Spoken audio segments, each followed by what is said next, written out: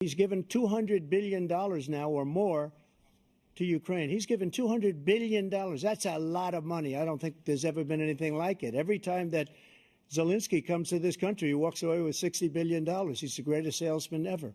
And I'm not knocking him. I'm not knocking anything. I'm only saying the money that we're spending on this war, and we shouldn't be spending, it should have never happened. I will have that war settled between Putin and Zelensky as president-elect before I take office on January 20th. I'll have that war settled.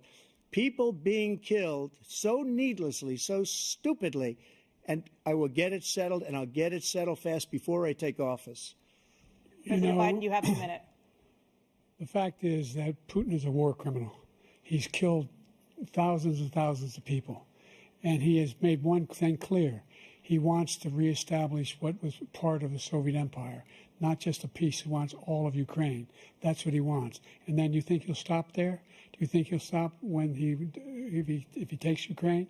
What do you think happens to Poland? What do you think of Belarus? What do you think happens to those NATO countries?